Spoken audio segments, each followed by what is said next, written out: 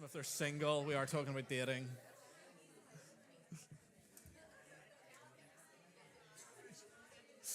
I'll invite Lawrence and Millie up and Danny at this point as well. You guys can come.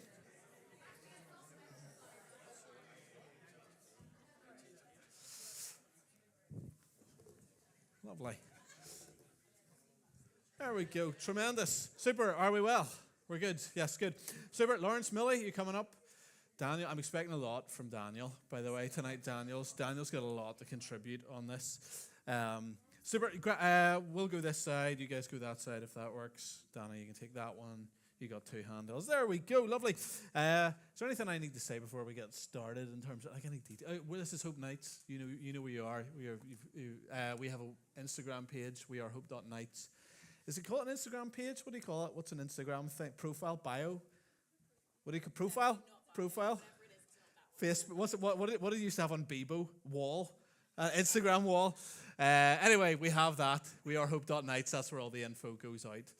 Hopefully on time if you want to keep track of what's going on.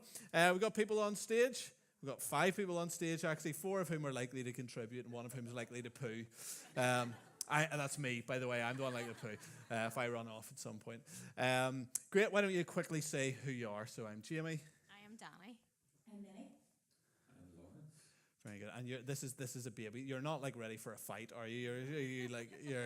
You're rocking to sleep. Is that what we're going for here? Very good. No, but hypothetically, there's nothing like falling asleep on stage. Anyway, so we're talking about, we're going to get into stuff. We're going to talk about dating and relationships and so on. So we thought we quite enjoyed having Craig. We thoroughly enjoyed, quite enjoyed sounds like it did enjoy. It was awesome having Craig, legally obliged to say that. And no, it was very good, but we thought we'd try something similar and talk about dating, talk about relationships, because let's be honest, right? Most people in this room at some point or another have been in a relationship, likely to be in a relationship. You might be married. You might be very happily married. Some might have been married and then gone through divorce. Some might never have been married. You're not even considering marriage. We could be anywhere on that spectrum in this room tonight. And so it's a big area and one that a lot of people struggle with, a lot of people have questions about, and I think one that our world actually does really poorly. Let's be honest, it's not like we're sort of in the midst of the most flourishing relationships in the world. Before we do that, Danny, I didn't know you had leather trousers. Do you wear them just tonight? Is that like a... Those are new. They're new? Is that we vinted number? Is that what that is? Is that what Don't know, actually. No, okay, doesn't know where they're from. Anyway, controversial. By the way, she told me after the reason she cheered for me dancing was not because of just my innate magnetism that she experiences, but that she thought I might do the worm again, which I haven't broken out for a good decade.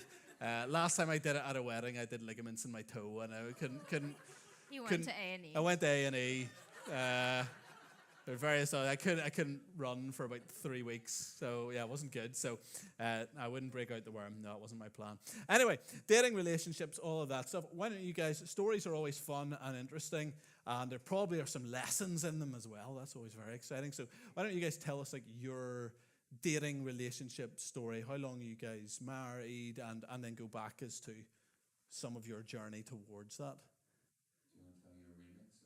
Oh yeah, no, do it as a couple. I want to see the argument as to what actually happened. It was the opposite of love at first sight. Right. Lawrence and I met. I just moved to Northern Ireland, and I was serving on a team at a church, and they said, we're going to go and pick up Lawrence. He's been climbing a mountain, and he's really lovely. Six mountains. A bunch of mountains. Right. Like it's hard. Yeah.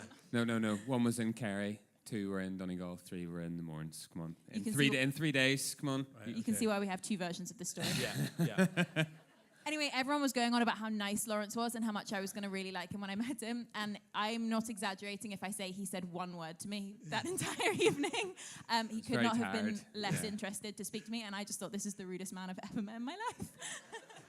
And 4 years later, he asked me out. Right, okay. So it took 4 years to recover from the initial, first impression. That's how... She had a boyfriend at the time, so... Oh, right, controversial. I was just respecting boundaries by not talking to her. Yeah. He's dead now, I assume. He's been buried, yeah. No, we were doing a fundraiser, so it was 6 peaks in 3 days, which turned into 7, because I didn't realise when you come down Corrantoul and Kerry, you have to go up another peak. So we added another one. Right. But I had driven all the miles. It was nearly 1,000 miles in 3 days, and it just so happened they were coming down to greet us, and I was wrecked. So there you go. And I wanted food, so I kind of get hangry when I haven't eaten, which you now know, being married to me. Yeah. At the time, you just didn't know. Yeah. I just thought you he was needed the rudest protein. guy. You needed protein. Yeah, that was absolutely. totally legitimate. A lot of protein. Yeah. But yeah, so you'd come over, you were going to do your master's at Queen's, and then you were at Willowfield, where I was kids work coordinator at the time, and then eventually you came on staff when you were doing your doctorate, working with young adults. So it was a bit of a journey when we eventually got together, but we'd kind of become, I suppose, friends first, which I think really helped. Yeah. And then eventually when we were both single, it was like, oh, yeah, this could actually happen. Yeah, great. So yeah, I suppose we got together, and it was pretty quick. We were engaged within 10 months, and then we were married 10 months after that then. Right. So no, it was quite quick. You had a quick turnaround once. So you had 4 years to kind of friend. Well, probably a year of hatred that then mellowed into friendship, and then friendship for like a period, and then 10 months dating, 10 months. Yeah. And then we've been married 2.5 years now. Very good. And multiplying. Yeah. Multiplying. And bringing more kids. Every time there's just other children. It's great. So we this is Daniel. He's 3 months, and he's looking at Millie like, feed me. And then we foster. So when we eventually did get together, I brought up fostering on our first date. It was quite intense. It was a really intense first date. You went camping? Intense? Okay. I made an intense joke earlier as well. I've done 2 intense jokes today. So I suppose when we got together, there's a bit of an age gap if you can't tell. I'm older. Just I if you needed that. don't feel like you needed to clarify what the age gap was. When we got together, I wasn't really for messing about it, being in a lot of like dating relationships. So I was kind of like, okay, I'll just set my stall out here. Millie's doctorate was in children's rights, so I was kind of like, if she's not up for fostering, there's a problem. It's not going to work here. Yeah. I was just like, when I get married, I didn't say when we get married. I says, when I get married, I would love to foster. But you kind of said the other day when we were chatting about this that you think you were more intense, camping-wise, yes? I said on our first date that I wasn't just messing around. I said, if we're going to date, then this is for real. I'm not dating just to kind of get to know somebody. If we're dating, then my intention is that we get married. Awesome. Very good. And he was like, okay. Oh, I am like so for that, by the way. We're going to get into this in detail as to like why I think that's a great idea. I really do. So yeah, fair enough. Obviously you don't want to necessarily scare someone off, but it is good to be very upfront about what you're looking for in a potential relationship. No, I agree. Very good. So awesome. Super. Danny, why don't you lie about ours and then I'll correct you as you go. I don't know where to start. Anyways. So I am not from here, so I was brought up in Bulgaria. So long story short, but the year I decided to go to Bible college, which was outside of the country, in Sweden. In Sweden, So it was 2008. So we moved there, and it happened that Jamie was from here. We didn't know each other at all, and then we met in Bible college. We were in the same class. Now, whenever I met him, I did not want to be friends with him at all. Similar to this one. So the weirdest person on the planet. So I need to make a quick clarifying point here, because most people in the room, Northern Irish, right? You see, whenever you first meet someone from, you see when you're trying to be friendly to someone you're from Northern Ireland, what do? You slag them off. You're immediately sarcastic and rude, and that's how they know that you like them. The rest of the world doesn't actually operate that way. And so I also was at a Northern Irish accent, which no one had ever heard out there. Really so they couldn't understand much. And everything they heard was horrifying to them. These lovely, nice Swedish Christians and people from elsewhere. So anyway, I thought I was being very nice. Everybody else, it took about 3 weeks for me to realize I don't have any mates. Anyway, continue. How short do I make this story? Reasonably. Okay, so what happened? Okay, actually, the next bit's me, right? Sorry, I'm not trying to cut you off, but I was interested in you prior to you being interested in me. Yeah. Before you start. Yeah, okay. So, so whenever I went to Bible college, I just came kind of out of a longish term relationship, but it wasn't. I said longish because none of the world knew about it. Like none of my parents didn't know about it. No one of my friends knew about it. Is anyone else thinking red flags? I'm just finding out about it now. I'm going to be honest. Yeah. Now they do. No, so like I grew up in a Christian home, but my boyfriend at the time wasn't Christian, so that was a no from the start. So nobody actually knew about it because of. Anyway, probably come to that point anyway. That was so your conversion story, and you sort of coming to Bible college, not just after that breakup, but anyway, the whole relationship thing was I just was not interested to have any relationship with the guy anytime soon. So I kind of went after God, wanted to like experience more of this, and was not interested. So that I went to Bible college for the sake of just pursuing God and seeing what He has and all that stuff. So inside of me, it was like, I will not want anybody. And I'm not going for that, obviously. But if it was ever to come to anything like that, I was like, no, this is definitely a closed door. Yeah. Anyway. So I met Danny, and within about, I don't know, a couple of months of meeting you, I was like, I'm marrying this woman. I know, like 100%. I was 18.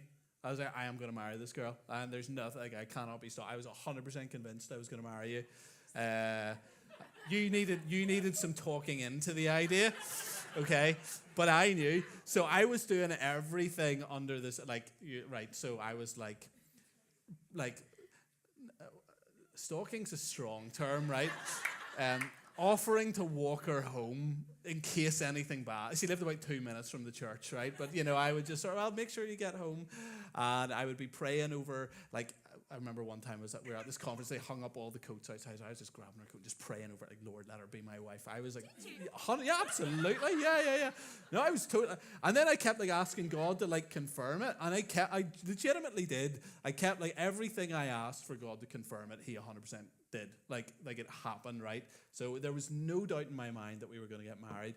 But I did ask you out then after, like, maybe 3 months of Bible college, something like that. It was 2.5, two and a bit, 2 weeks a day. And you said no.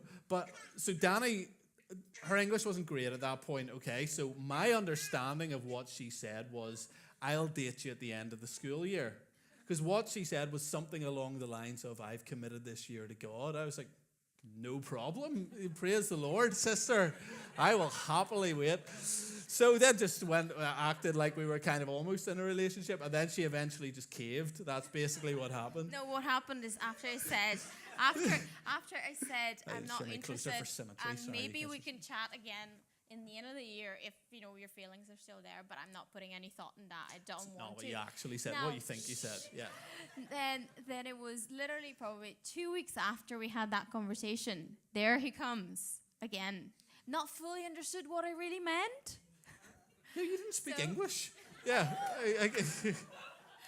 Anyways, so he was like, so is this like a no forever, or like what do you say? And then at this point, I was like, I can't say anything. I mean, I haven't even thought about it. Like, I didn't want to think about it. Like, I purposely didn't even want to put my mind into that at all. Like, I was so convinced of this is something I shouldn't be doing that I didn't want to at all engage with it. And whenever he came, I thought that the conversation was closed. And then whenever he came back in, I was like, gosh, I really have to answer this. And then at this point, as those guys said, I knew if I say, yes, you can come again or come back, then I wasn't just to muck about. Like, I didn't want to have another relationship for the sake of, like, oh, let's just try out and see if it works out. I knew I was going to marry this person. So at this point, I did take it very seriously, knowing that it's not yet there. I haven't even started dating him, but I knew my commitment meant that I am going to, like, you're going to take it seriously. Yeah. So, well, yeah, you're aiming towards that. I was aiming towards it. Yeah. I wasn't just like, oh, let's just try it out. So, like, I did ask you to give me a week to say. It was a very long week. A week to say if he's just going to come back, really never mind anything else. It's like you take a day. I mean, honestly, like, because of previous experience that I had, and like background stuff, like I was asking God for like, please Lord, like I mean burning bush would be great, like something, like I really did ask God, and maybe part of me like wanted to test God a bit about, not test in the bad way, but like please God, like if this is, it's not just, sometimes you can read into things and think, oh, this is just my mind reading it because I know what I'm praying about or like what I have to answer about. And then I just didn't want anything of my own mind to have to do with my decision. So I just raised like, God, please, like, a part of me was like God, I actually really want you to choose my husband. Like, I don't want to choose it. It's like, it's nearly that way. So because I didn't trust myself after previous experience of what happened. Okay, can you tell them what happened So now at this anyway. point? Yeah, you're barely building this up. So, so basically I did ask God for 3 things. And do I say the 3 things?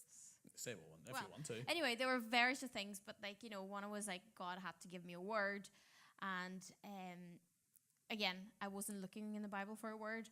So, but as soon as I asked, like everything for the next week, every time we went to any lecture in the Bible college or any lesson, the teacher, obviously there were various teachers, not the same, will start with the same either prayer or the same verse in the Bible. How like Abraham and Sarah, that was our thing about Abraham and Sarah. That was kind of the topic. And as soon as I hear Abraham and Sarah, I was like, oh, here we go again. And, like how God blessed them and, all that stuff. So that was kind of the word for me and one of those things. And then another thing is I had to tackle the whole family thing. So I had to, like, phone my parents. Like, Danny sounds quite scary. Okay. Yeah, I feared my dad. He's a pastor in Bulgaria, and he's like a serious man. Like anytime, he's very nice, but you wouldn't want to be on the wrong side of your dad. No. So that was a big deal. And he had always vetoed every potential single guy person that has ever come near, excluding me. No, yes. No. Never met me. Felt good No, about well, it. Legitimately, no, he did when no, he he never had met him. In fact, I had given them, obviously at the time there was no Instagram, there was no. Sure. I don't think Facebook was a thing. Anyway, I had sent them pictures via Skype. If anybody remembers this. So I had sent them pictures so they can see who's in my class and the whole class and all that stuff. So my parents have some connections to the church, so they did know some of the people there. But anyway, he was for it. Yeah, he saw a picture of like 5 people, and in that picture he goes, "Oh, this guy there. I think there's something with him." Good. You mean like not like weird? I mean, like, what yeah. do you mean? Like, what do you mean? Like, we weren't even beside each other in the picture. I was like, how do you know? I was like, no, there's something. I was like, gosh. All right, okay. Then it came about after it. But yeah, so it was one of those things like where I had to pray, and then Dad was fine with him. And then we started dating at the end of Bible college year, didn't we? Yes. 6 months roughly, thereabouts. Got engaged. 16 months married. Yeah, we 16 months engaged. We got married at the end of April. We got engaged on Boxing Day, so pretty sure that's 16. Yeah, something like that. I'm pretty. You probably can't. Yeah. Anyway, roughly thereabouts. Anyway, great. Okay, that is background. Okay, Daniel, what do you reckon? Have we done well? He's like, he is freaked out by us. Wonderful, good lad. Super. If don't stress at all, by the way. But let me ask. Okay, so Lawrence, you can if you want to jump back up at some point, Millie, you're welcome to. But don't feel pressure. He's not. Yeah, he's not very. You see, there you go. Tell us, right? So let's start. Right, the world. Let me give some background. So 50% of marriages end in divorce. People are having fewer and fewer children. There's a loneliness epidemic. It's well reported on. People are generally unhappy. If there's one generation in history whose advice on marriage is probably bad, it's ours. Like, we're doing pretty much as bad as any generation in history in this area in terms of long-term successful relationships. So if I had to say, like, what is the world getting wrong, what would be your sort of top thing that the world's getting wrong on relationships? Physical first, and then work out the rest. Okay. I guess. Yeah. Elaborate. Yeah. So if you want, jumping into bed together and then being like, right. What do you like to do? Okay. Yeah. Apart from sex, yeah. What's your name? Yeah. So I think that's massive because like I just think it has so many connotations, so many consequences then for your soul. I guess if for Christians, we believe that God has designed it for marriage. So when you jump into it before marriage, then it's out of His design. So therefore, it's going to be very hard then to do it the other way around. So there are stats on that. I'm trying to remember them off the top of my head, but they're really startling. I think if you wait until marriage to get married, and it's or wait until marriage to have sex, so if that's the first person you've slept with and it's after marriage, I think the divorce rate is about 5%. If one other person prior to marriage, it goes up to, I think, like 20%. So you quadruple your chances of divorce. And then if it's 2, it's like 35, 40%. So there's this increase that immediately happens when you sleep with someone outside of marriage. And there's something very significant about that. Now, let me just put this, sorry, not mean to cut off your point, but let's put framework around it for everyone in the room. So number one, like try to hear what we're saying with grace here. So if you've fallen in that area or something, we're not condemning. If you're in the room and you've been through divorce or something like that, we're not saying your fault, anything like so just hear it in that context, right? But it is important to be aware of some of those things. That is a big deal. Yeah, absolutely. Yeah. No, and it's not even necessarily going as far as that, but I think it's what it is. You do things in the moment initially, and then it's like, oh, let's try and build something, but actually I think if something's happened, it's kind of you're starting from ground zero, as opposed to building a foundation of, say, friendship and then building on that and it becoming romantic, because you get to know them, who they are, and not just what they look like physically, I think. I just think it's about building a foundation together, and then that is, like, as I say, fruit of that. But if you do it differently around, I'm not saying it doesn't work or never works. Sure, but I just know from situations and all that. But all we can do is from experience. My mum and dad got married because my dad had got my mum pregnant, and I looking back, I'm like, they definitely weren't compatible. Right. That did not go well. But it was just because I guess back then we were even more religious as a society in Northern Ireland. So it was like, oh, you don't have kids outside marriage. So actually the church that my dad would have belonged to refused to baptize me. Right. Because I was outside marriage, even though they got married before I was born. Right. Okay. Really, that's wow. Because I was conceived outside marriage. So that was your fault then.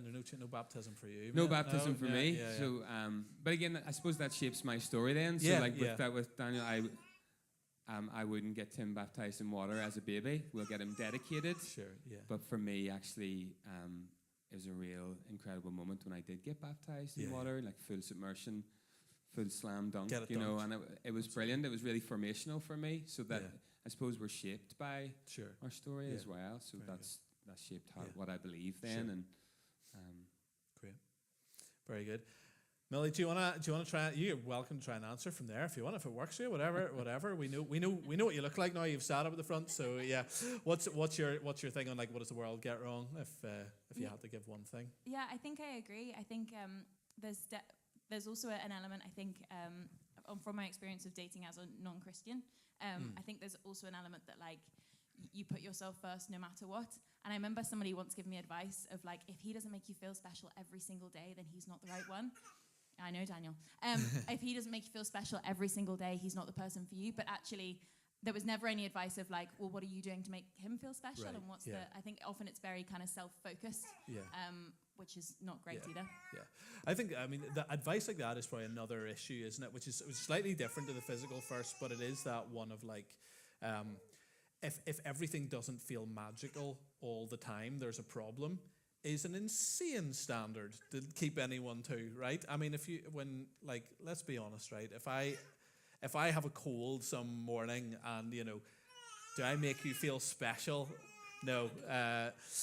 So that's not something that can be lived up to. So yeah, that's another angle. What's your take on that? What's the world getting wrong? You gonna? Well, I don't know. From what I hear, what happens nowadays? From what you hear, yeah. Don't live in the world. For all the young people when out I there, exit my bubble. There's something about, like, fear of commitment. Right. Yes. Yeah. So I think that's a very Yeah. something that I obviously have seen in younger people nowadays, and even the way like back in our day, like that sounds like if you're ancient, but long time like ago. whenever you ask somebody out, you'll be like, oh, do you want to be my girlfriend? Like the fact that you're even saying that term, this doesn't exist now. Like, I mean, people. Or it's considered much more serious now, isn't it? Oh, we are texting. I was like, Yeah. what does that mean? I kept like, it was like, I chatted to young people like from like this era, young people. Gen Z. Yeah, versus, the Gen Z, versus sorry. millennials, which And we I are. was like, yeah. so are you a thing? Oh no, we're just texting. But like, you've been texting for like the last 6 months. Is that not a thing? No, we don't call it that anymore. And I'm like, Yeah.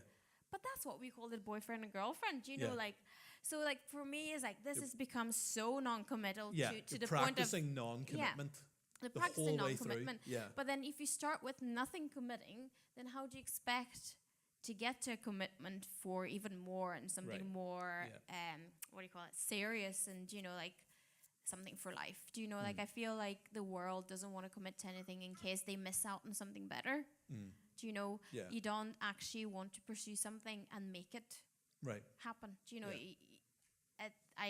that's kind of, Yeah. I feel like. It's kind of consumerism applied to Yes, relationships, yeah. isn't And it? It's also, like, again, a better it's- choice may come up. So and it's therefore my also to commitment do doesn't like matter. it's about me and I have to get the best of it. Do you Right, know? It's, yeah. So it's kind of Yeah. that's what I think is Cool. one of the things. Very good. I'll do my sort of bigger picture. I like to analyze culture because that's what I like to do. I think one of the big problems is that we live in a very anti-marriage world. Like that's the environment that we live in. So if you think about media, where are the TV shows that depict a good, wholesome family? Like they are not. There are very, very few, if any, that are out there. Even where there are intact families, the dysfunction becomes the joke. The dad is the oaf, the mother is frustrated, the kids are rebellious, hilarity ensues, right? But you don't have a wholesome family. It's always portrayed pretty negatively. Think about the lives of your celebrities. Think about, so in pop songs, right? In popular music, the things that actually make people happy in life are fairly simple things, right? Like you have, it's like friends, family, and the kids. Like those, if you think about things that really make, and of course faith, and there can be other things outside of that. Popular music doesn't talk about any of those things. It's like we just sleep with beautiful strangers, and that's it. Like that's all pop music, and so the message that everyone is given is that marriage is negative, that marriage is dysfunctional, that it's not worth being pursued, that the glamour and the joy of life is found in fleeting relationships at best. And I think when that gets into the psyche of a population, you see people rejecting it before they've even considered it. Just subconsciously, they're going, it's not something I'm really interested in, not something I'm really pursuing. And so that's why I think we're seeing, so the average age of marriage in the West is now ticked up to over 30 years old. And it used to be like 20. And that's a really big demographic shift, and it just that idea that marriage is bad is a lie. Like it is statistically for most people one of the greatest joys in life, something to be really desired and pursued. Now there again, hear that in the right context of if the marriage is broken down, not condemning, not saying you can't have happiness, not saying God can't call someone to singleness, all of that, right? But the context that we live in is very opposed to marriage. And I think that plays into then why we go for these cheap relationships, because we're being sold this lie all the time that marriage is not something you want. Whereas for the majority of people, not everyone, but I think for the majority of people, a healthy lifelong marriage is what God has in store and should be pursued and will make your life better, for most people. So I think it's a good thing. Okay, let's flip it the other way then. So we're in a church, and as we know, everything that Christians have ever said historically about dating has been perfect, and there's been no errors, and no one's ever got it slightly imbalanced in any direction. But if they were to, say in today's church broadly, so let's not say this church specifically, what would you say the church gets wrong on its messaging on dating? And Danny, we can go you first. We just don't talk about it. Yeah, true, okay. I don't think that We talk about marriage maybe, but yes, not dating. but not the dating. It's also not dating in the current world, whatever the rule and the norms have become. I just think like, you know, people kind of shy away from trying to talk about it because they think, oh, you just figure it out. You know, like it doesn't, you know, you will figure it out, but you will figure out whatever the world offers you if the church never says what it should be. Or not should be, but like, you know, what's the alternative? Yeah. Then, you know, like obviously you will learn from whatever you've been served. So, I think talking about it, it's definitely something that maybe back in the day there was more about talking about it. Now, I don't know if necessarily maybe it's also like putting people off church. Maybe some churches find, oh, well, if you say the truth, then that maybe will, you know, knock our numbers down. I don't know. Yeah. You never know. Yeah. No, it can be a touchy not one. trending, Yeah. No, I agree with that. Yeah. Lawrence, what do you reckon? Ooh, yeah, this is quite spicy. Great. I think churches a lot of times don't know what to do with single people. I only got married when I was 36. I was in full-time vocational ministry from I was 25. And I suppose I kind of went down the whole route of becoming a workaholic because I was single. So like I was in a relationship for 4 years before I went into full-time ministry. And then I remember the girl at the time said to me, if you become a minister, I'm breaking up with you, because her dad was a minister. I was like, I don't want to go out with a minister. Yeah. But I did go into full-time ministry because I felt called, obviously. Vocational ministry, by the way, I'm kind of big on like what you do as a job is still your ministry. Sure. But I think sometimes we just don't know what to do with single people, and then a lot of events are maybe more for families or for couples, and then you're always like, we joke about being the third wheel or the fifth wheel or, you know, the seventh. You know, it's like any odd number. Any odd number. The 121st wheel. Yeah. And then we joke like kind of young adults ministries become like dating things, you know, right. and it's very, you know, it is the elephant in the room. It's like everybody's there because we're trying to find, you know, and I was in that position so often, and for me, I kind of always need to have a role. So like I would always be serving at the things because I felt awkward being being single at those things. Yeah. And because I'm an introvert, I was like, it was my worst nightmare. You're an introvert. Yeah. I would not have put you down Absolutely. As an like I'm the you work like with youth. Is you not like mandated to be like ridiculously extroverted? No, not even. Because He's like I do. One of the most introverted people you'll ever meet, honestly. Really? He just hides it very, you very well. are, yeah. I've just learned over a lot of years to hide it very well. Yeah. Anyway, sorry.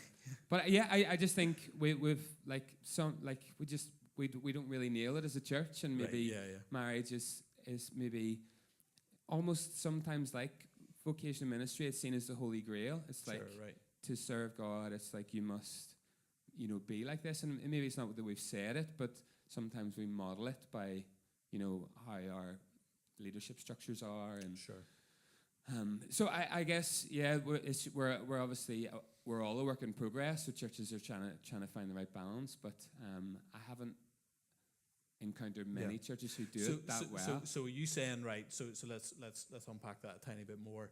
Are you saying that churches mishandle singleness more in terms of how they talk about it, or more in terms of like practically just the way things are set up, that it's actually difficult for people that are single? I think practically we can, just not be set up, and it becomes quite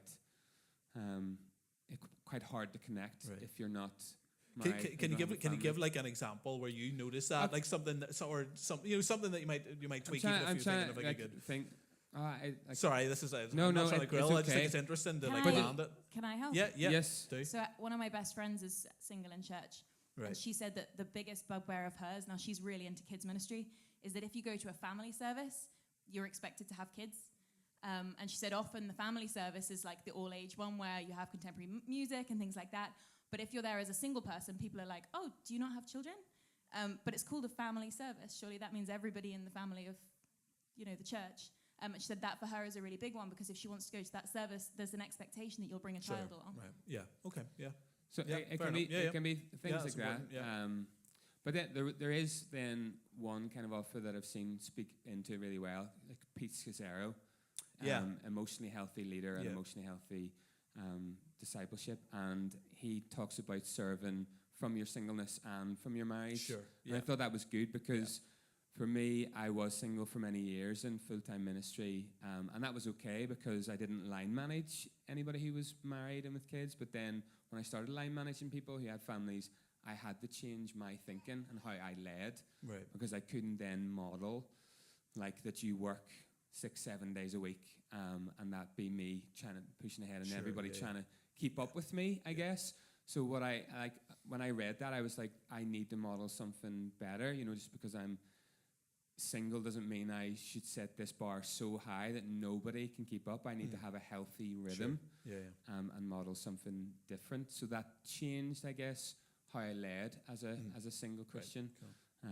And then so that was for a few years after that, and then yes, I did meet Millie, and now again I'm trying to model something where we aren't exclusive as a couple with just other couples, Sure. So Yeah. on our honeymoon, my best friend came with us. So not on our honeymoon. So this is like, I don't know if anyone's seen Scrubs. Does JD not sneak in on Turk and Carla? I watched all of Scrubs growing up. But my best In the man suitcase. is like he's 38. He's single. He has no interest in a relationship, and he really struggles at church. Right.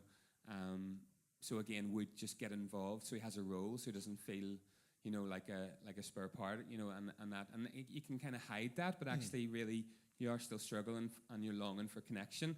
So we did our honeymoon in London, and then he kind of, as a gift to us, booked a trip to Iceland, but that he came with us, and we we loved it because actually, like, it's a bit random, but we just wanted. He didn't book like a triple room kind of thing, did he? We had our space. We did Airbnb. And we just wanted them all. I guess, and he was in photos. It wasn't as if we hid the fact that he came with us. It was just like we just brought our personal photographer with us. But for me, he was my best friend, and I know that he struggles with this, so we just thought, why don't you come with us? Great. And No, we're going, awesome. we're going on Great. holiday again in May from my birthday. And it's just become something that we try and great. Yeah, you wrote them in. Yeah, model, I guess. Very But I what I think is, it's not just for single people in leadership to model something for single people. It's like, as married couples, we need to, reach out to single people, and again, single people, to married couples. It's not just that it becomes an elephant in the room that nobody deals with it. Yeah. We just got to kind of we need try and be do need to family. relax a little bit about it, actually, almost, and just sort of go, people are going to be different, and almost just create a space where everyone can. And it's like, not feel awkward about it. Tonight we were like, oh, what will we do with Daniel? And we're like, again, we feel challenged just to try and, it's a bit chaotic, but as leaders, as church leaders, we want to just model something where it becomes normal to include our kids. Yeah. Because, again, like we say, we're family, and it's meant to be that we do life together. And so for us, this is really important that he is here, even though it's it's a bit chaotic. and especially because I'm an introvert at the front, I'm like, please, I just want to hide. But I guess Awesome. it's just something we felt challenged in our story. Same with fostering. It's like we just felt called to hospitality, and we would love to just go to the cinema, because we have Omni passes, and it's like, obviously then. I love the cinema, but June 2 is out, and I still haven't got seen it. But again, it's like it's like with fostering. Love is about being interrupted and inconvenienced. Sure. Yeah. So again, for us to open up our home, it's like we're saying we want to live out the gospel and agape love, to be inconvenienced, interrupted. And even for me, getting married, the first year was kind of like the best. And did anyone else hear that? No, but because I got married when I was 36, I was so used to just being able to do whatever I wanted, and with my money, and not in a sinful way. I just freedom just to go wherever, and you didn't have that accountability in the same way, and then there's a joint bank account where someone could message you and say, what did you spend this on? Why did you spend 300 quid on Air Jordans? So again, it's like, I kind of just joke, even obviously having kids, it's crazy. It would have crushed me in my 20s. I'm glad I waited until I was older, because it's so much responsibility. So it's kind of like these tracks where it's like the best and some of the worst Yeah, absolutely. experiences. Yeah. And for marriage, it's like, whoa, Yeah. this is a lot. You're always in my space. Yeah. Here, Yeah. what is going on? Like, Yeah. but it's the but you are. Don't leave. But Yeah. but for me, it's No, the they live with you and everything. It's really intense. But again, I guess it's the reality. It's like it's the best because like this, like I absolutely love Millie, but like Really selling it here, Lawrence. Yeah. no, but I would have said this to your face. Yeah. You're getting on like I haven't said this, but no, it is. It's like I feel like everyone's gonna leave feeling called to singleness. But there's a lot of Yeah. there's a lot of things that you encounter them when you get married that we don't talk about Sure. in church. Yeah. And we're like, nobody told us this. Sure. Nobody told us this. And we're like, why did nobody tell us this? Yeah. And again, I guess it's like if there is more of an openness between people who are single and married couples, and we just there is this with when the veil comes down and this honest kind of conversation, I think it would just Yeah. Would help. Yeah. maybe get rid of some Very of good. those elephants Great. in the room. Yeah. And this is why I'm a big fan of just these kind of chats, because, I guess stuff comes out that you wouldn't hear during a preach, because you want it to be polished, especially when stuff's being streamed. It's like... Sure. This is whereas being streamed, by the way, so that's fine. Yeah. no, yeah. but when you're It's all going preaching, straight to the internet. it's different, whereas a conversation is different, and we need, I guess, more opportunities for conversation Very as good. church. Great, yeah. Millie, what does the church get wrong in your I'll do opinion, a really too? quick one because Lawrence was writing a book over there. Sorry. I think probably kind of the same as Lawrence in some respects again. I think that the church makes marriage seem like it's the end of the journey with your relationship, like that's the goal.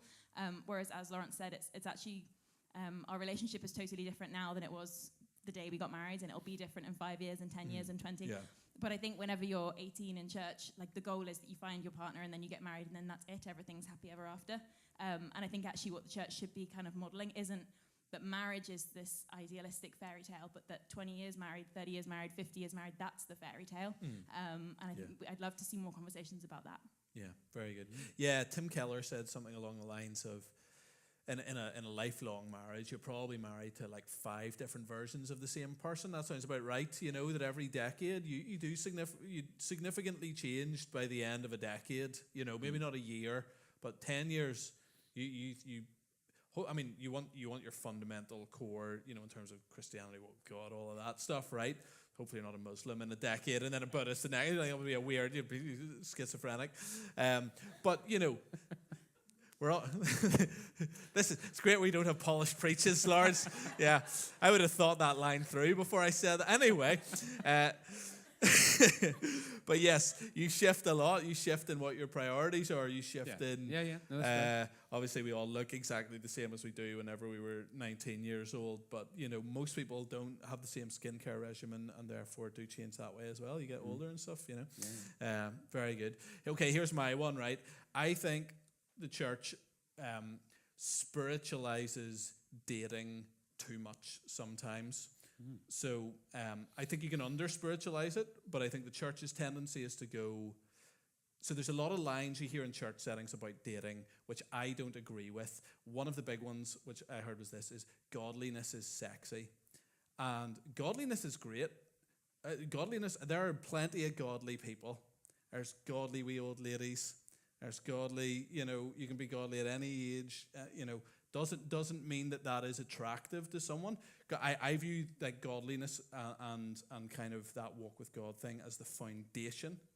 So you need that to be in place. If you marry someone without that, you're due for collapse, even if everything else looks good. But the things that actually attract people to other people are actually quite practical things a lot of the time. So for guys, it's physical attractiveness is the number one thing that men are looking for, and so sometimes like the church can go, oh well, it's just godly. It's like, yeah, but like you could dress nice, like that would actually help you if like that would be a thing to do. And that sounds like very awkward and controversial saying that in a church context, but it's actually important. Like if you're looking for someone to date, like how you present yourself matters. For women, they tend to be attracted to guys that are perceived as being like high status. So things like being confident, looking in the eye, having a sense of humor, things like that. Those are actually what lead. Like people can go, oh, just be godly, just pray more. It's like, well, no, be godly and pray, but also like be someone that someone would want to date.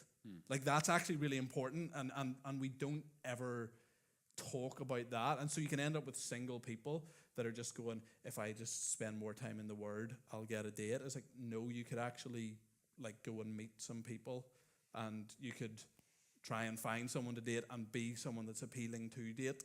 And then that leads to relationships, you know. And I think if we just say character, that actually sells people a little bit short, because it's often, if you actually think, well, what actually attracted you to each other? Like the marriage is built on character, but the actual thing that gets people in the door is often something more simple than that. And so I think you can kind of do that, you know. I think we can do that better. I think we can also over spiritualize the whole dating process. So it could be like someone asks you for coffee, and it's like, right, I need a word from the Lord to go out for coffee. It's like you don't act like you can. It's great if you get one. Like it's great to pray, like, but you can go out for coffee with someone without having had an angel reveal that to you. Yeah. Like you can do that, and you can be romantically interested in them, and it doesn't just have to be platonic. That's okay. Now, it's good as that progresses to get more and more confidence and a sense of God speaking to you about this person, and a sense that you're being led into a marriage. But I think that's a big one, that if we just say, yep, you need a spiritual thing. It's like, yep, you need a spiritual thing, but you're a body and you're a soul as well. So that matters too. And is a coffee a date? That's a big thing. Or is it just going for coffee? Well, yeah. I mean, Huh?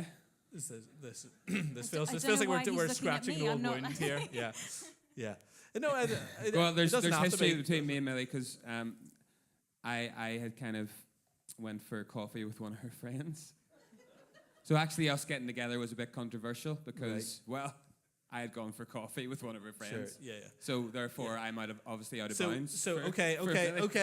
Right. Let's set strict rules on this. I just thought it was a coffee. Let's set incredibly strict rules on this. And if anyone breaks them, they're excommunicated. Okay.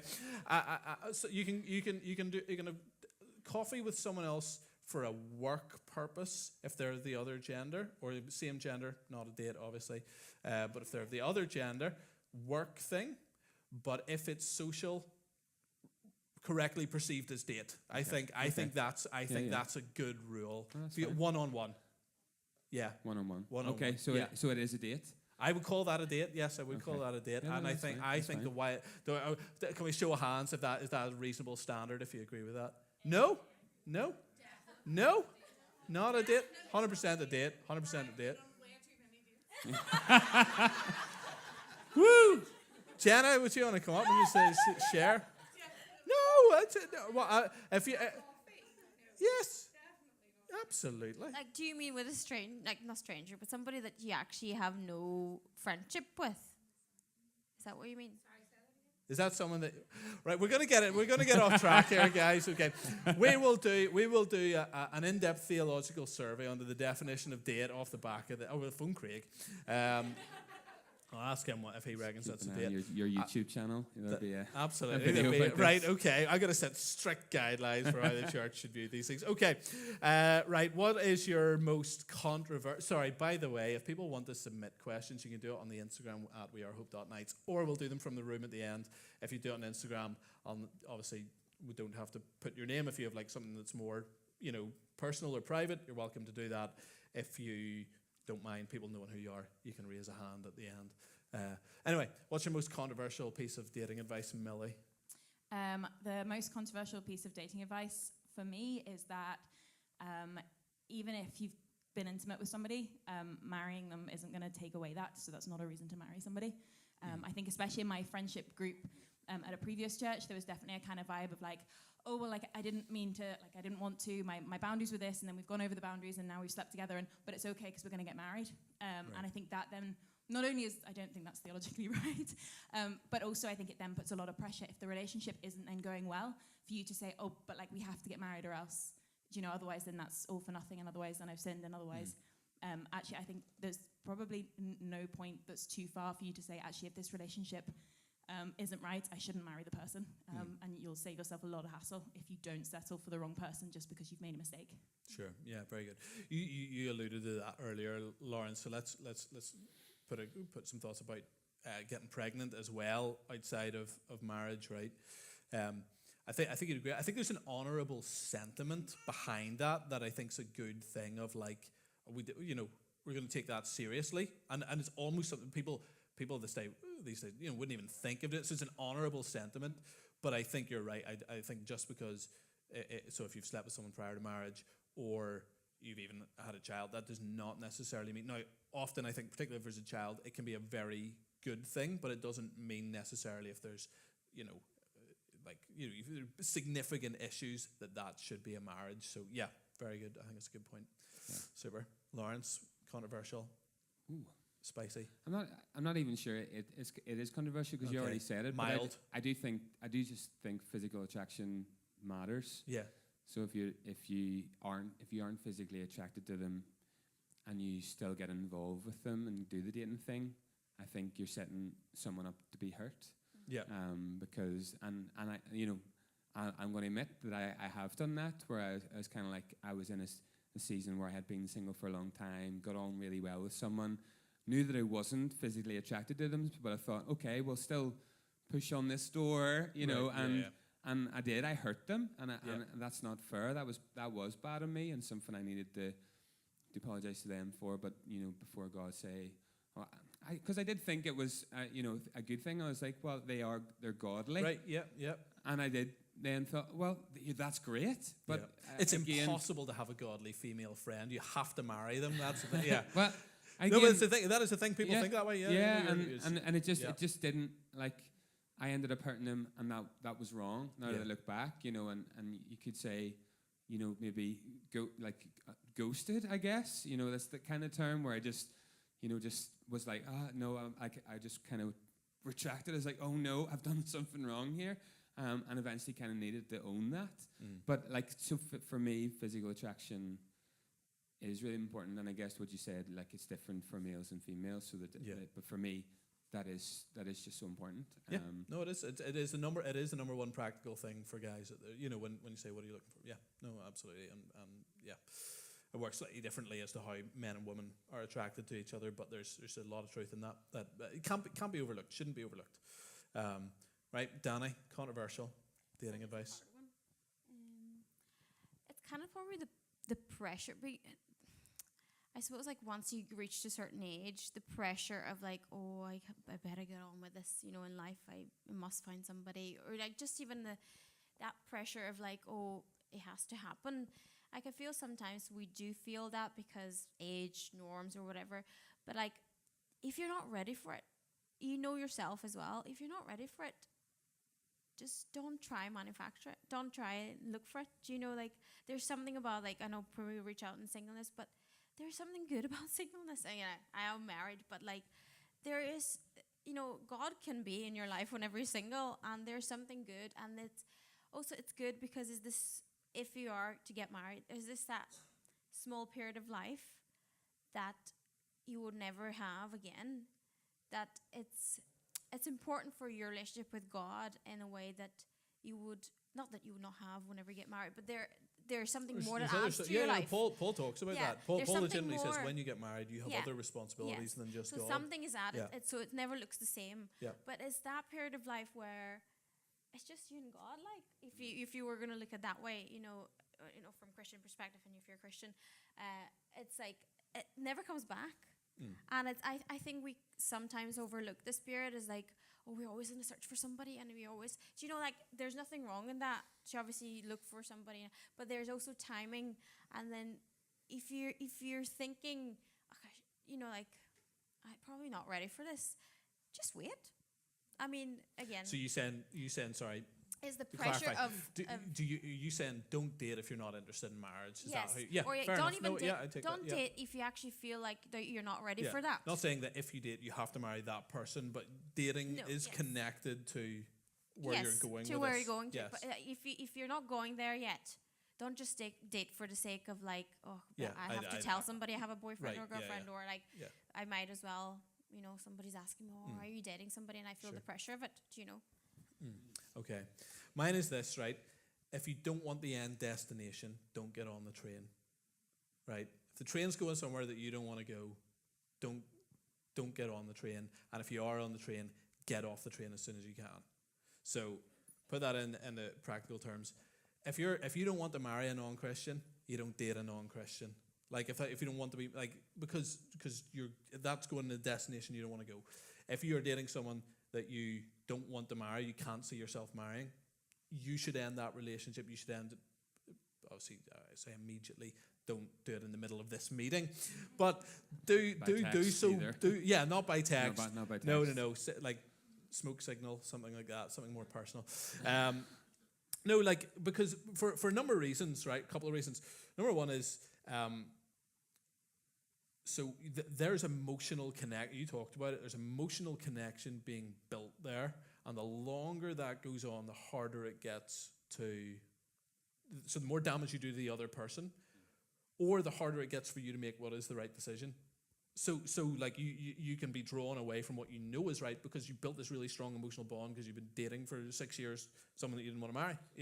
Like that's a thing. And also the longer you go on with it, the more you're wasting that other person's time. So say like because a lot of people have quite long relationships. Say you have like 6-year relationship that starts at age like 22, 22 up to like 28. That is like that's the guts of someone's 20s. And that is like the easiest time to meet someone, the easiest time to have kids, all of that. So like that period there is a big period of their life. And if you knew 2-3 years in this wasn't going somewhere, that needed to end then for their sake as much as yours. So I think that's an important one. That'll be my sort of controversial piece. Yeah. Sweet. Okay. We've given thoughts on singleness. Anything else anybody wants to say on that? I mean, we've kind of talked through it a bit. Anything to add? I would say one of the things that I would advise is don't date based on their potential. It has to be on reality, and that's some of the big mistakes I've made. Like because I'm a leader, like part of what I want to do is call out potential in people, but that doesn't really transfer to relationships very well. So like I've did it like I can fix him or I can fix her. Not a great way to go into a relationship. It's not. It's really not. So that like there's people that I have dated and as like they are, there's so much potential. This could be potentially an amazing relationship, but the reality was they weren't walking with God. As well, like weren't reading the Bible all the time, weren't, close with God. And I kind of thought, well, they were before, and they could be. But it has to be based on reality, how they treat you, how they treat others. And the potential thing just doesn't happen. You need to see fruit now. And there's times when I've kind of like, well, it'll be okay if we get married, it'll be fine. Different things, the different things in different relationships. But there's probably something like so when we first started dating, I used to wear Canterbury's all the time. That was just my standard dress. The first thing I wanted to burn whenever we got and you did manage to get me eventually into jeans. So you can maybe do that level of tweaking. Although I think probably you would have had to have accepted the Canterbury's if I had been stubborn on it. I just thought, this is going to go. But you're totally right. There's like you can. But even Christian wise, but also I guess the whole going out with a non-Christian. I don't believe flirt to convert works. Not a good idea. Not a good idea. Because we have like friends who for them. That was how I became a Christian. It's, I know people that have got saved. So it was a terrible idea. Don't do it. Yeah. But you didn't marry him. That's who you were. That's who you were dating when you came to Northern Ireland. I've seen it end so bad. In a lot of cases. So it can end sort of kind of. There's 3 options as far as I see it. The whole flirt to convert. So one is they get married, and. There's probably 4. One is they get saved, which it can happen. I know that's people that's happened to, and praise God. So leave that one. The other three are not good. The 3 out of 4 aren't good. So one is you get married, you got a Christian and non-Christian with completely different value systems. Now married, that is an actual marriage that the Bible, says you stay in that marriage, but you're walking 2 different directions, and that's very, very hard, and that can lead to marriage breakdown very easily. Other one is that the Christian breaks up with the non-Christian because, of the faith issue at some point down the road. You've just been the worst witness ever to that person. You've just taken them and broken their heart, and you said, well, the reason I'm doing this is because of my faith. Well, you shouldn't have gone in there to start with. And the other one is the non-Christian or the Christian can lose their faith. Yeah. So 3 out of 4 options there are not good options. So it's not a good path to take. Yeah. No. Yeah. Very good. Anything else on singleness? Doesn't have to be if you want it. No. One I want to add on that is just so people when we talk about singleness, I think there's 2 angles on it. So one is the Bible does talk about people that have the gift of singleness, but I don't think that always means that singleness feels like a gift to everyone who is single. I think there's 2 different things there. God can use singleness and use you in singleness even if you don't desire it. So the gift of singleness is not desiring to be in a relationship. It's just like, nope, I whatever. There's people that just don't feel like they want to get married. They have a sense of, Paul talks about it, Apostle Paul, mission's what I'm about, not desiring marriage. Great, no problem. But for a lot of people that are single, they desire a relationship, and for one reason or another, either relationship has ended, marriage has ended, or never met, never been able to have and I just think that it's important to not just put the positives and actually go, no, that is difficult. That's a really hard thing for people.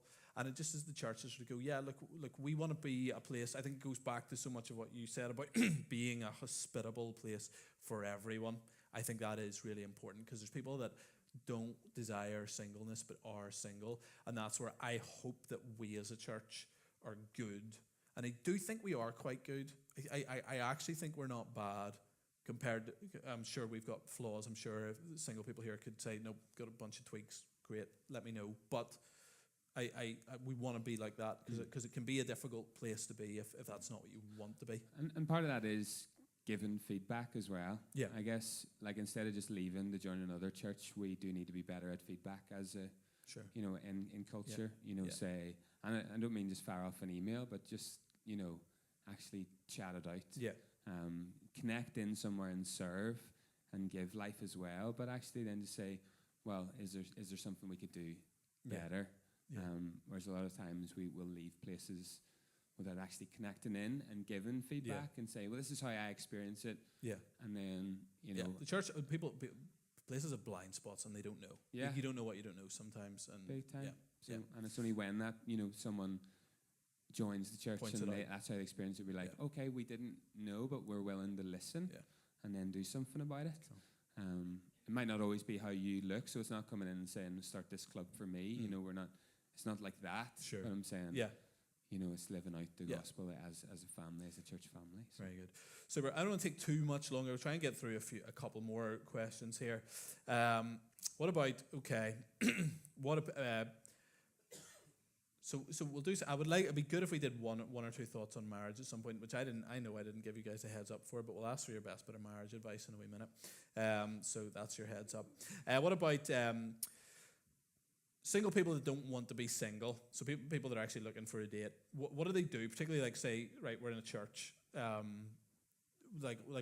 would be your sort of quick bit of sort of here's some thoughts that might help people in that regard too? Well, now if you're Christian and obviously we're going to assume Christian. Assume one to Christian.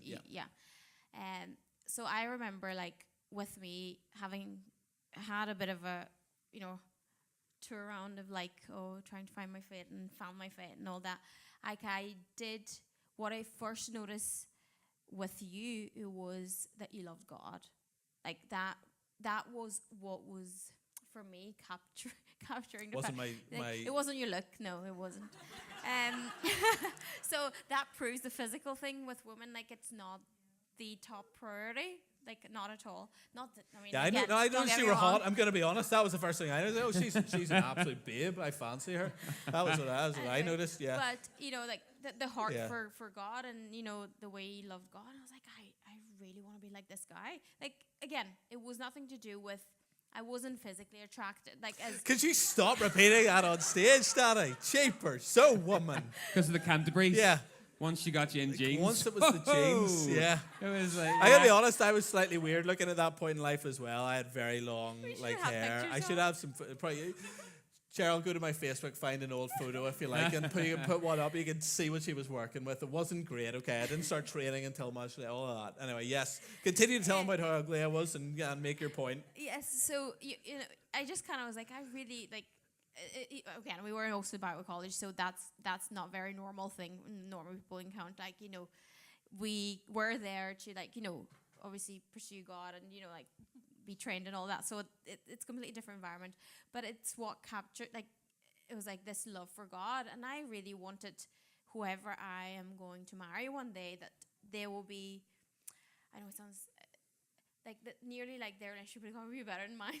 You know, like that way of like there will be a leader. You know, there will be somebody that is going to look up to God the way I want to also be, and not just like as he said, like if you marry somebody not very sure about God, like that means that you have to just trail them all the time, like Sure. to everything. So sorry, Just can like we? that. So getting back to the question, how does that help someone who's single, who doesn't want to be single? What do they do? Just find look for Sorry, what was the question?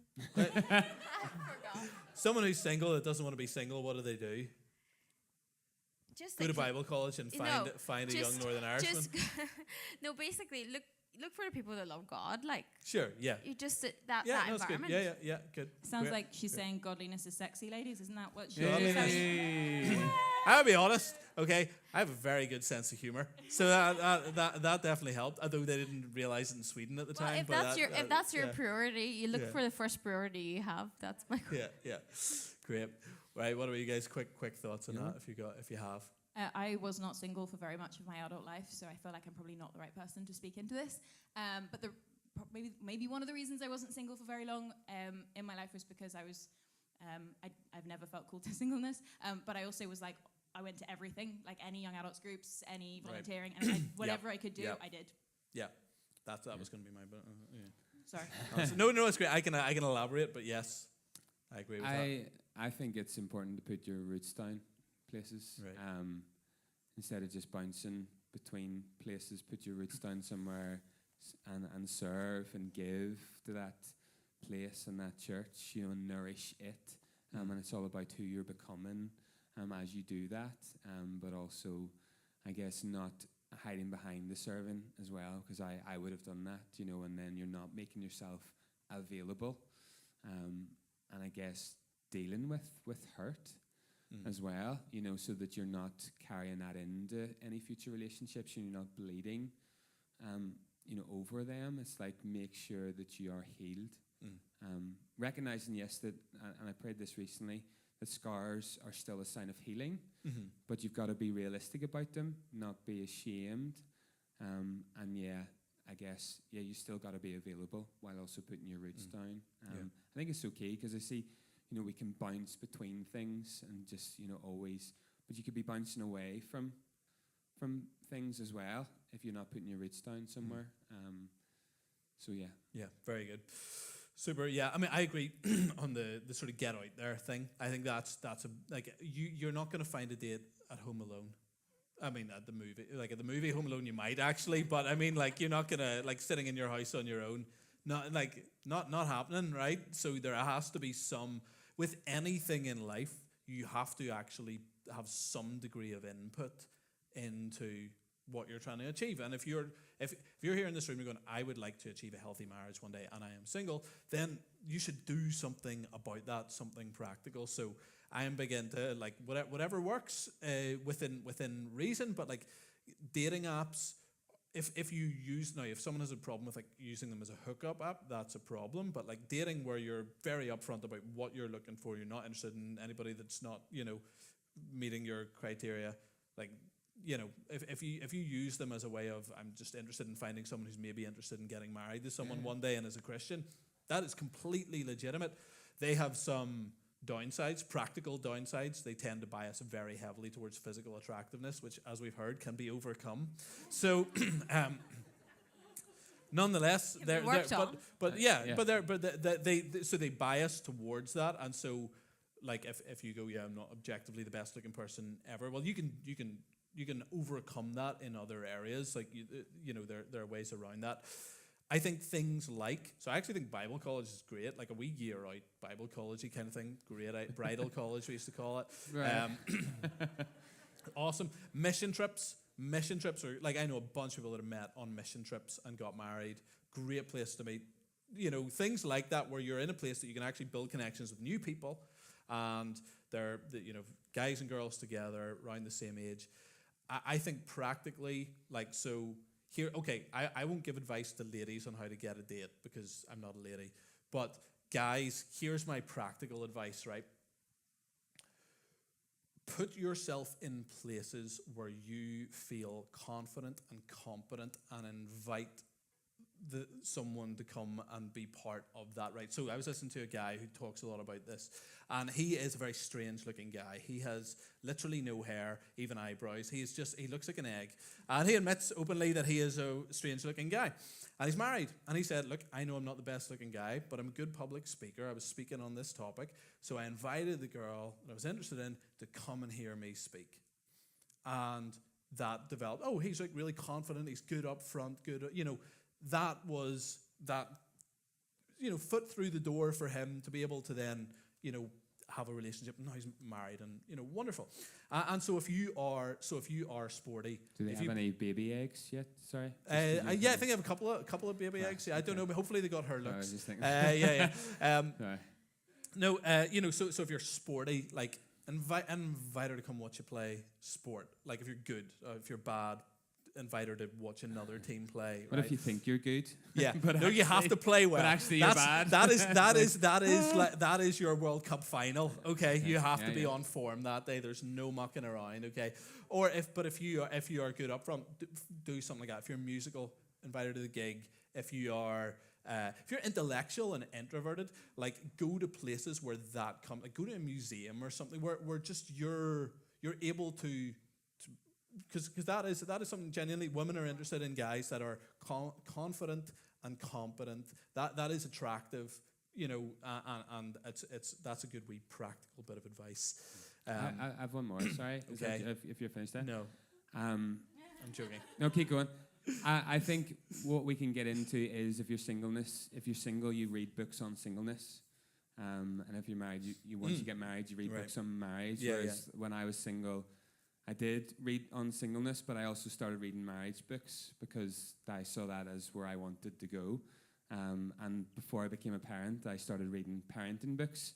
And it was like, you could have thought, well, why are you reading marriage books and you're not even married? It's like, but that's where I believe God is leading me. This is before I met Millie. I started, even on the Bible app, would have done ones on marriage because I wanted to invest in that and very good. nourish my soul, I guess, and parenting. And it's like, if God opens the door for me to be a dad, I want to be the best dad that I can be. Very so good. like before we got together, I was reading things on parenting, and I think you don't just pigeonhole yourself into the season that you are in now, which we can do.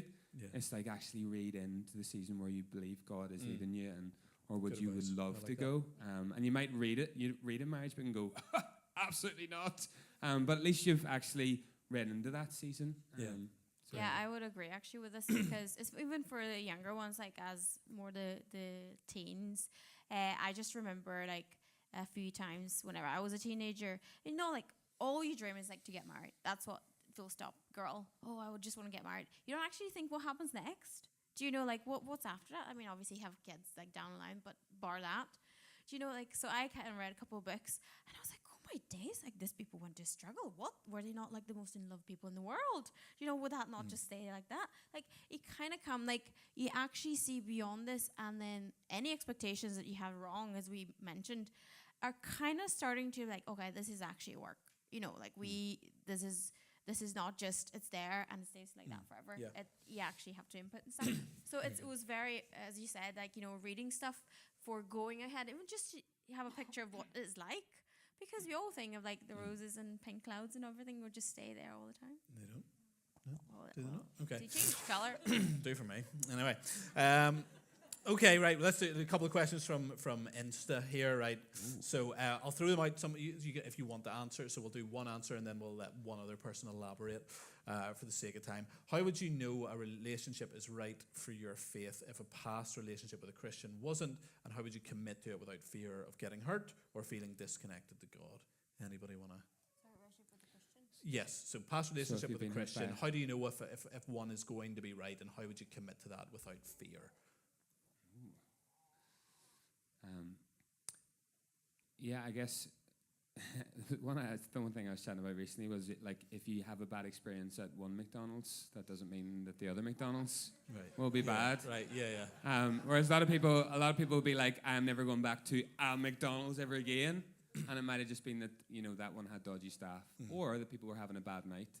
And the same goes for like churches and Christians. We can't just say because of one bad experience with one Christian that actually we blame God, or we judge God, or judge all Christians and think, well, actually there'd be less drama if we went out with a non-Christian, because again, when we think relationships need to line up with the Bible, so it's about dealing with that hurt, I guess, before you jump into another relationship.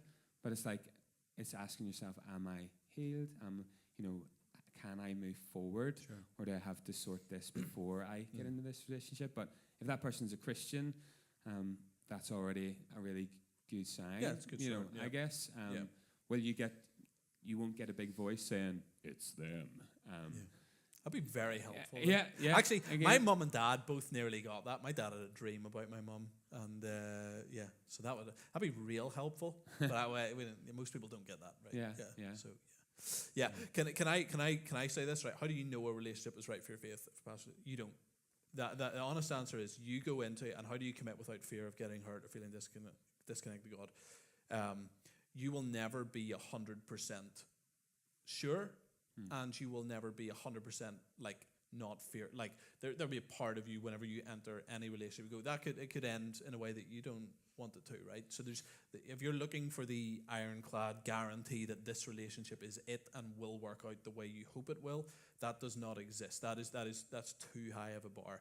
You go in, as you go into everything, by faith. You're trusting God. Do you know what? I'm going to trust God with this. That doesn't mean that you go in recklessly, but I think to say, oh, I got hurt in a last relationship, so I won't go into one now. I think no, you can trust God that actually it's worth exploring, and that there's something good at the end of that for you. So I do think it goes back, what you guys said at the very beginning is very helpful, which is being upfront early about what you're looking for in a relationship will be able to avoid a lot of hurt, generally speaking. And I think it also speeds up the process a lot. Yeah. Like if you got two people poking around the dark and they don't know what they want, and they're trying to find something but they don't know what that could possibly be, or they're not, but if you got two people going, now we're interested in figuring out if we're ready to get married to one another and if we'd like to marry one another, like that's what we're looking at here. That's the purpose of this relationship. You can actually figure that out pretty darn quickly, and it's less heartbreak if you've had 6 months, you're trying to work that out and you go, no, that's not right. Whereas if you got 3 years, 4 years, and you weren't even trying to figure that out, but you got this emotional bond that's really tough. And don't skip out the emotional bit. We talked a lot about the spiritual side and the physical side, but actually for me, big things were understanding what my love languages were. And reading about that, it might have been in a relationship didn't work out because of love languages, or is every guy's love language not just physical touch? Mine is physical touch. And every guy's love language is physical touch, girls. Okay, it's just that is it. That no, is but the Millie, answer. well, we found out Millie is equally all five. Which is how can you fill her tank if she's all five? Yeah. But also understanding... I want quality time and chocolate. Everything. Yeah. One could be empty and you're like, I have to speak that one now. Yeah.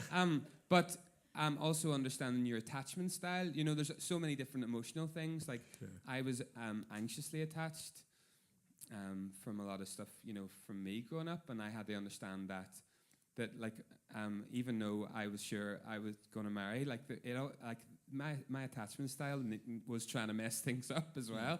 And Millie was anxiously attached because of things that had happened to her, you know, and you bring in your emotional baggage, and we've got to think, you know, physical, spiritual, yes, but also the emotional stuff and understanding how you relate, and if you are filling their love tank and things. I find a lot of those books are very helpful, and you need to have self-awareness, but also empathy with how they're feeling and how they receive you, and inviting feedback as well. You know, even one of the things we did early was we did the love language test, and I realized it was going to be a challenge. Yeah, great. Sign up for that for life. There you go. It was, whereas I kind of knew. You know, although that also does mean everything works. Like whatever you do. Thank you. Positive looking. Yeah. That means you you have to figure out when, you know. So it's one at a time as opposed to 5 at any point, right? Okay, that is different. Okay, here let's do one more here. This is a theological one. So we'll throw it out there. Thoughts on interdenominational dating and different beliefs. So let's say continuationist, gifts of the Spirit, charismatic, Spirit-filled, whatever you want to call it, versus non. You know, any off-the-cuff thoughts on that? Are people allowed to date Presbyterians? I don't know about Presbyterians, but Lawrence was Elim before we met. When he was growing up Elim. I was Pentecostal, and she's English. Yeah. I do think we say a lot, we've said a lot this evening that it's important to make sure, you know, if you're a Christian, you're dating another Christian, but I don't want to say the type of Christian, but the way that they express their faith is also really, really key. Yeah. And I know for me, I'm really big on like women in leadership, and so I could never date somebody who was like, oh no, I think women should stay in the kitchen. That was never going to work. He could be a Christian and love the Lord all he wanted, but that was never going to happen. So I think it's really important that you find someone who expresses their faith the way that you do. Now, the way that it looks might be completely different, and definitely I love kind of like collective worship, and so for me, the best time for us to like pray, my best prayer time is when Lawrence and I do it together. He's already said he's an introvert, so that would probably be his worst time. So it's not that you can't be compatible. You can have differences, but it's got to be something. If your key points are, like for me, women in leadership and things like that, if that's your key point, then that's not going to work if you're with somebody who's not. So yes, it's important to find someone who's a Christian, but the way that they express it is also key. And I think for us, one of the very first times Lawrence and I spoke, he cried, and I was like, okay, cool, yeah, this is going to work. What did you say to him? Goodness me. No, we need more context there. No, that's all we need. Thank you. Yeah.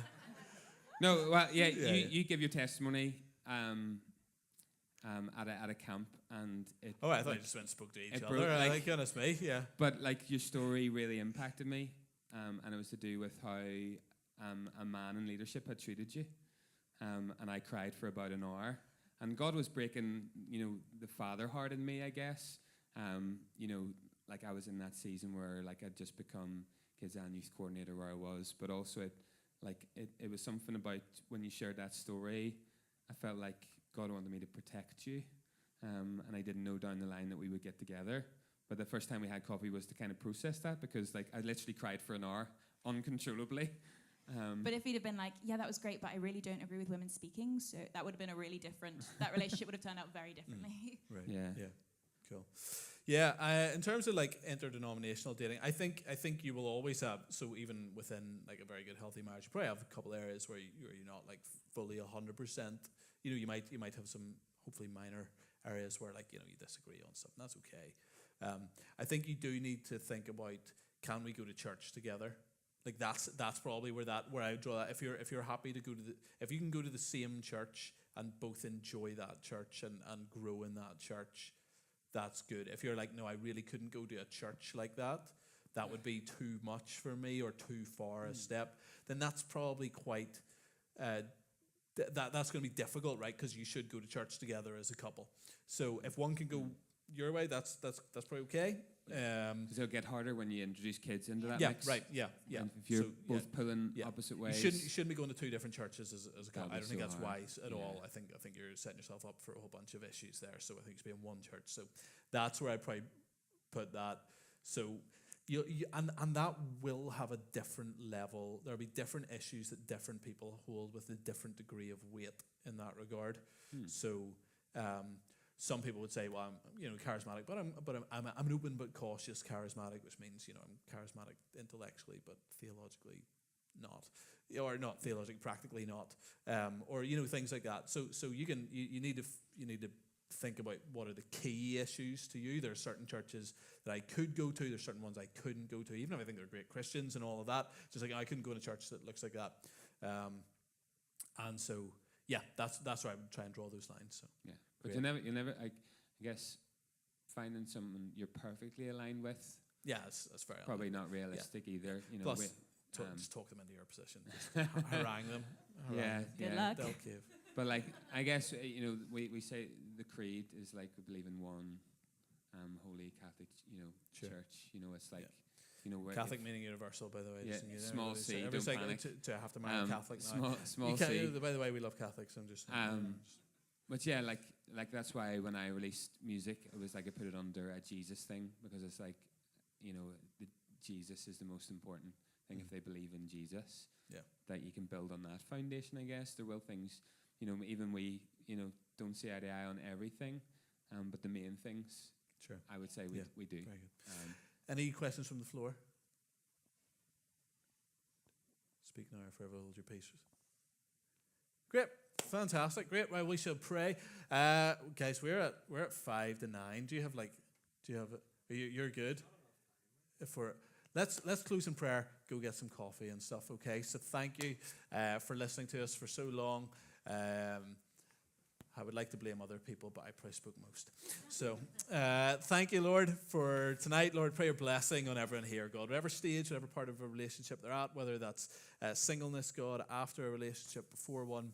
Lord, I pray blessing and wisdom. Lord, we pray for this to be a church of fruitful relationships, and where you bless marriages and you bless homes and you bless those who are also not in marriages, God, and those who are single, Lord. And we pray for your favor upon us. In Jesus' name, amen.